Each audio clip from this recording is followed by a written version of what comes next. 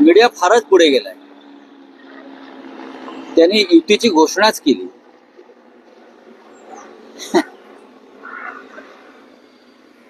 बघा, राज ठाकरे मुंबईत नाहीये. ते कुठे गेले त्याच्याविषयी माझ्याकडे माहिती नाही. ते मुंबईत नाहीये आणि नक्कीच त्यांनी एक हात पुढे केलेला आहे आणि त्याला प्रतिसाद माननीय उद्धव ठाकरे यांनी दिला. आपण इथेच थांबायला हवं. काही दिवस जाऊ द्या. मनसे प्रमुख जे मुंबईत नाहीयेत त्यांना मुंबईत येऊ द्या आणि त्यानंतर आपण सगळे चर्चा करू. रोज याच्यावर चर्चा करून कशा करता त्या विषयाचं गांभीर्य घालवायचं आहे ना. लोकांच्या मनातल्या भावना आहेत.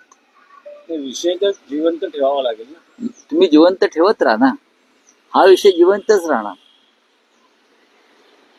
उद्धव ठाकरे व राज ठाकरे यांच्यामध्ये जे नातं आहे त्यासाठी कोणी राजकीय व्यक्तीची गरज नाही. त्यांच्यामध्ये येऊन चर्चा करण्याची किंवा अन्य कोणाची गरज नाही. या दोघांचं नातं काय आहे हे मी सुद्धा अनेक वर्ष त्या प्रवाहामध्ये आहे ना, दोन्ही बाजूला. आणि मला माहिती आहे ना त्यांच्या भावना एकमेकांविषयी काय आहेत, कुटुंबात त्यांच्या भावना काय आहेत. या सगळ्याची जाणीव मला सुद्धा आहे.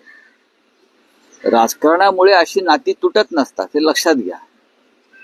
आणि माननीय उद्धव ठाकरे हे कमालीचे सकारात्मक आहे.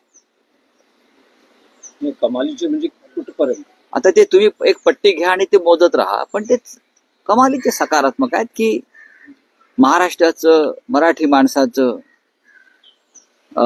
नुकसान होऊ नये आपल्याकडून. त्यासाठी त्यांची भूमिका जी आहे ती अत्यंत सकारात्मक आहे. ज्यांना महाराष्ट्र हितासाठी एकत्र यायचंय त्यांनी यावं. बघा, ते मुंबईत आहेत की नाही त्याच्याविषयी तुमच्याकडे फार जास्त माहिती आहे. आम्ही त्यांच्या इतके जवळ असून अजून आम्हाला माझ्याकडे माहिती नाहीये. मी त्यांना आता भेटायला जातोय माननीय उद्धव ठाकरे साहेबांना. त्यांची माझी आता अपॉइंटमेंट आहे थोड्या वेळाने. आम्ही भेटतोय. सकाळीच त्यांची माझी चर्चा झाली. तुम्हाला लंडनला जावं लागेल बरं का. तर बघू ना त्यात काय झालं. दोन नेत्यांना जर दोन नेते कसले दोन भाऊ जर भेटणार असतील ते भेटू द्या की. आम्ही त्यांच्या बरोबर असू ना. आम्ही कुठे जातोय. मी तर दोन्ही घरचा पाहुणा आहे. हे गमतीने घ्या. त्यासाठी तुम्हाला कॅफेतही जावं लागणार.